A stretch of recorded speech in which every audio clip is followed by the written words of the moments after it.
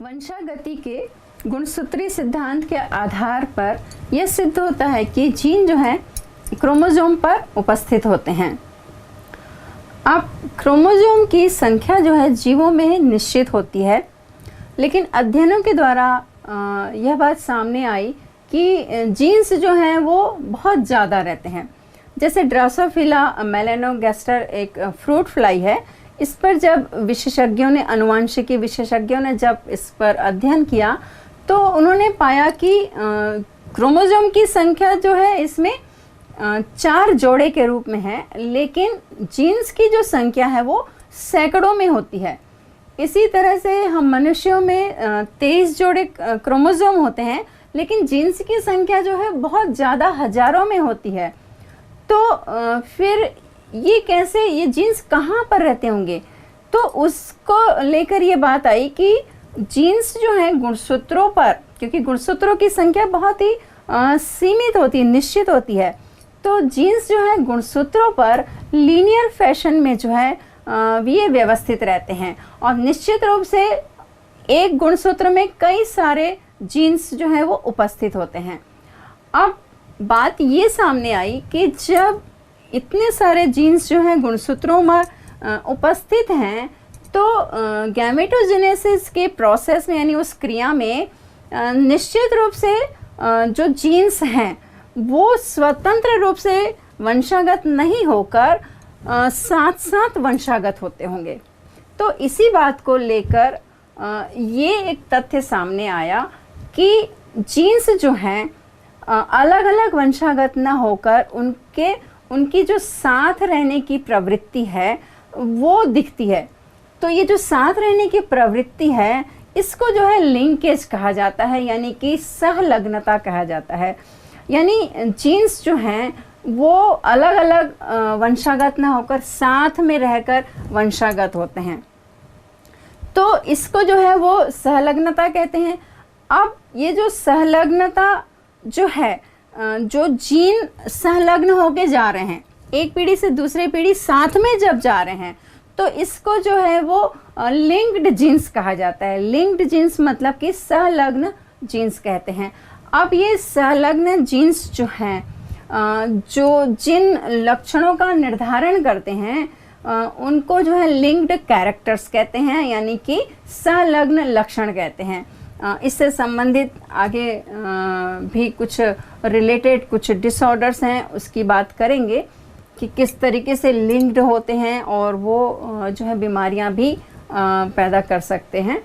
तो इस तरीके से ये लिंक्ड कैरेक्टर्स हो गया। और फिर जो है कि ये जो संलग्न जीन्स जो हैं वो ग्रुप में होते हैं, यानी कि समूह में होते हैं, तो इसलिए इनको जो ग्रुप में है इनको लिंक्ड ग्रुप कहा जाता है। अब फिर ये बात आई कि ये ग्रुप कितने होंगे, यानी लिंकेज ग्रुप कितने होंगे। तो लिंकेज ग्रुप जो हैं किसी जीव में जितने क्रोमोसोम हैप्लॉइड सेट, यानी कि अगुणित जो गुणसूत्रों की जो संख्या है जितनी भी है उतने ही लिंकेज ग्रुप होंगे।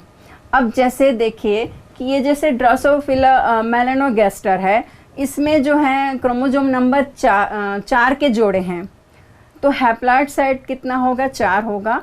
तो इसमें जो लिंकेज ग्रुप कितना होगा? 4 होगा। अब ह्यूमन बीइंग में, यानी हमारे में 23 जोड़े हैं, 23 का एक हैप्लॉइड सेट है, यानी अगुणित कोशिका में जो गुणसूत्र की जो संख्या n बराबर 23 है, तो 23 लिंकेज ग्रुप होंगे। ऐसे ही जौ में देखें तो वो 7 होंगे और मक्का में देखें तो वो 10 लिंकेज ग्रुप होंगे। तो इस तरीके से ये जो हैप्लॉइड सेट के आधार पर जो है वो लिंकेज ग्रुप होते हैं। अब ये लिंकेज जो है इनके बीच, यानी जो जीन्स हैं इनके बीच की जो मैंने कहना चाहिए शक्ति या बल के आधार पर जो है ये लिंकेज जो है 2 प्रकार के होते हैं। एक कंप्लीट लिंकेज है, यानी कि पूर्ण सहलग्नता, और दूसरा जो है इनकम्प्लीट लिंकेज, यानी कि अपूर्ण सहलग्नता। अब हम पहले प्रकार की बात करते हैं, यानी कंप्लीट लिंकेज क्या है।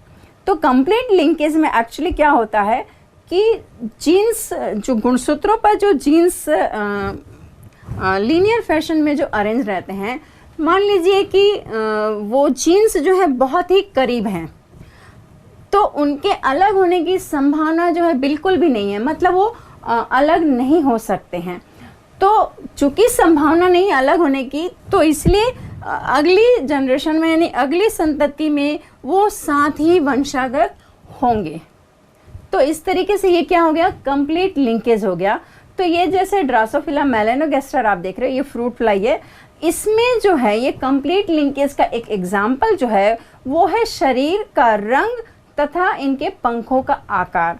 तो इनको जो नियंत्रित करने वाला जो जीन है वो कंप्लीट लिंकेज में आता है, यानी वो जो जीन साथ साथ रहते हैं और साथ साथ वंशागत रहने की उनमें प्रवृत्ति पाई जाती है।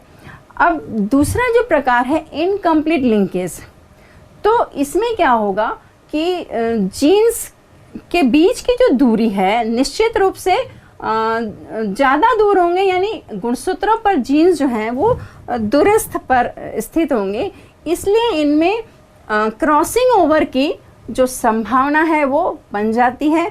और क्रॉसिंग ओवर की संभावना बन गई तो हो सकता है कि ये जो है अलग अलग हो जाएं। तो चूंकि अपूर्ण हुआ, यानी कि ये साथ में वंशागत नहीं हुए, इसलिए ये इनकम्प्लीट लिंकेज हुआ। तो इसका जो एक एग्जाम्पल है, ये मक्के में जैसे भ्रूण पोष का रंग और उसके बीज के आकार, इसको जो नियंत्रित करने वाले जीन हैं वो इनकम्प्लीट लिंकेज का उदाहरण है।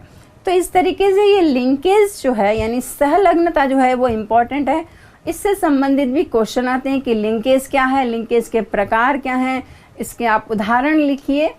तो इस तरीके से इस चीज़ को समझना और फिर एग्जाम्पल के थ्रू हम उसको परफॉर्म कर पाएँ, तो ये ज़्यादा अच्छे से इसको समझने का प्रयास करें।